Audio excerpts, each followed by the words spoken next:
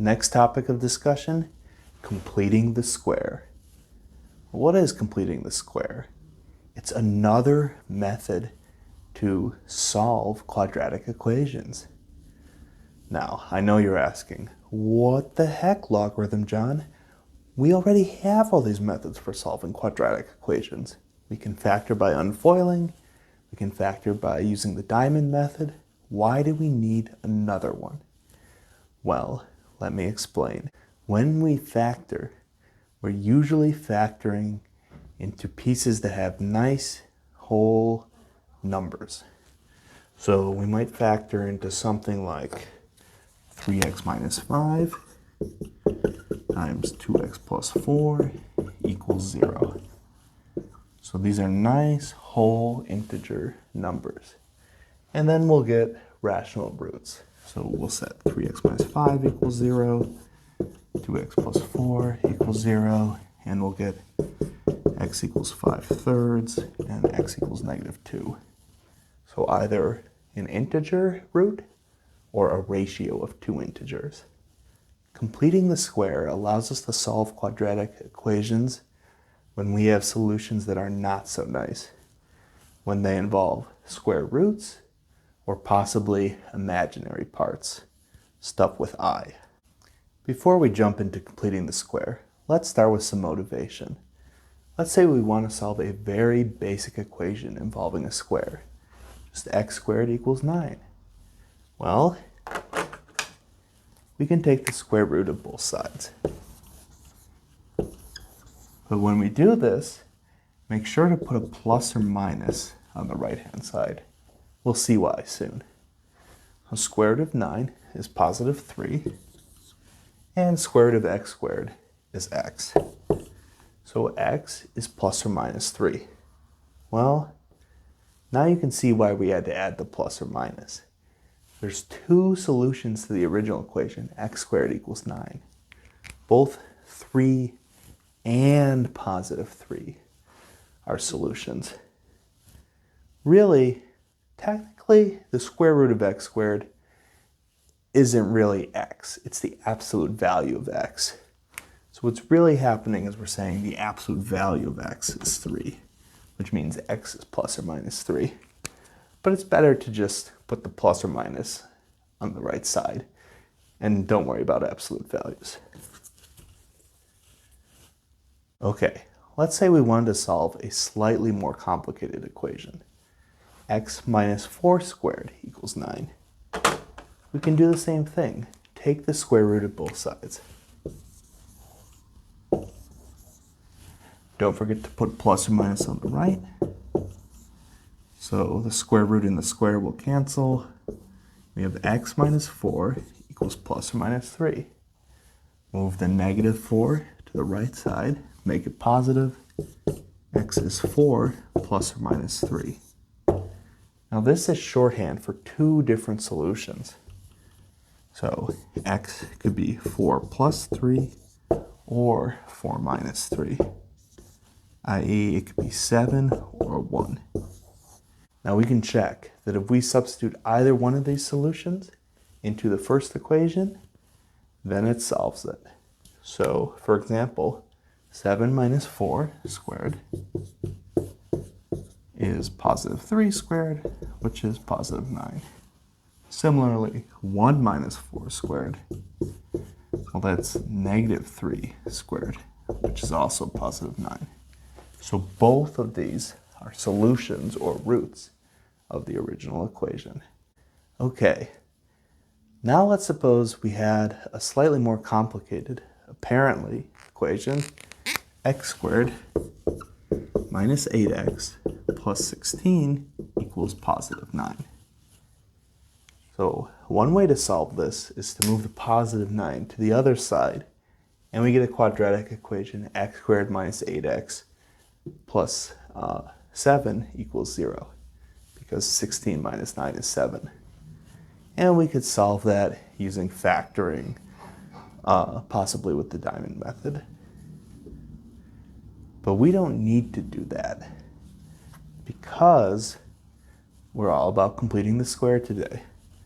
So we can observe that the left-hand side is actually equivalent to x minus 4 squared. So this is actually equivalent to the equation that we just solved, right? We know that if we accept that, then we can take the square root of both sides.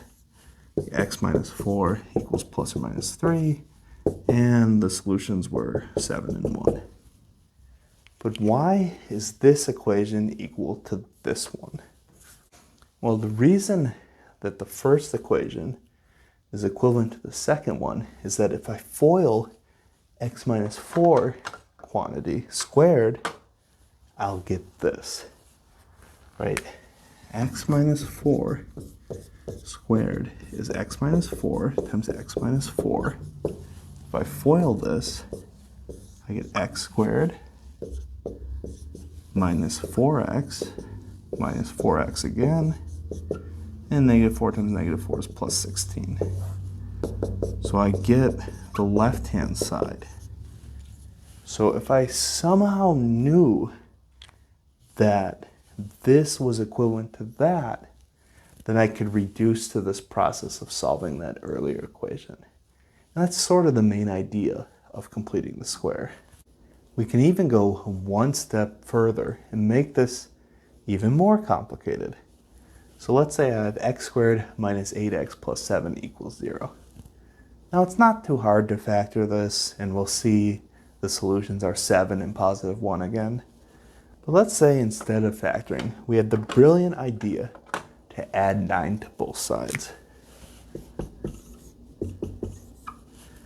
Well, then this would be x squared minus 8x plus 16 equals 9. And then the left-hand side we just saw is a perfect square. It's a square of the binomial x minus 4. Because when you do x minus 4 times x minus 4, and you FOIL it and simplify, you get this. We just saw that. So this is equivalent to x minus 4 squared equals 9. And then we can do what we just did. Take the square root of both sides. X minus 4 is plus or minus 3. X equals 4 plus or minus 3, which is 7 or 1. So how would we have this brilliant idea, though? How would we know we could do this and get a perfect square and solve? Well, that's what completing the square is all about. Let me show you. Okay, let me show you how to complete the square with this very simple example. X squared plus 4x minus 11 equals 0. So first, we notice there's no coefficient of x squared. In other words, it's just 1. That's good. If it weren't 1, we'd have to make it 1 by dividing both sides, meaning every term in the equation, by whatever that coefficient a was. Here, we don't have to do that. So we're on to step 2. We take the constant term and we move it to the other side. Of course, we have to flip the sign. So the next equation is x squared plus 4x equals 11. Now I'm going to leave a little room here. I'm going to do a plus blank on both of these, and we're going to fill in the blank soon. So to fill in the blank, you look at the b term, the coefficient of x, and you divide it by 2. And we do this in a little thought bubble off to the side. So 4 divided by 2 is 2. Now you don't put that 2 there, you put 2 squared there. You take this number and you square it. Square it, and we get 4. And that's what we put there. So you divide this number by 2, then you square that, and then you add it to both sides. So what was the purpose of doing that? Well, now I claim the left side is equivalent to the square of the binomial x plus 2. Why? Well, let me think, and then I'll erase it. If I were to FOIL x plus 2 times x plus 2, I would get x squared plus 2x plus 2x plus 4. Equivalently, x squared plus 4x plus 4, which is what we started with on the left side.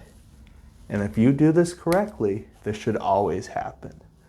The left side, after you divide this by 2 and square it, should always be the square of a binomial. That's why it's called completing the square.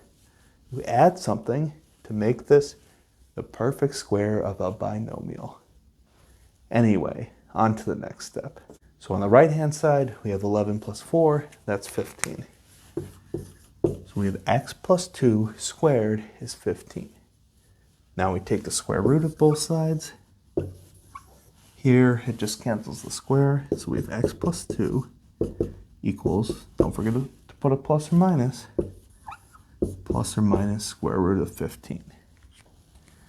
Now, 15 is not a perfect square, nor does any perfect square go into it. It doesn't have any perfect square factors.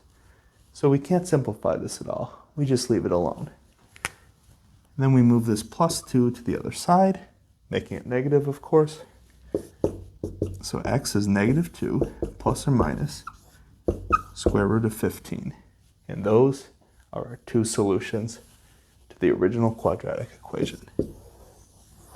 Namely, negative 2 plus root 15 and negative 2 minus root 15. Make sense?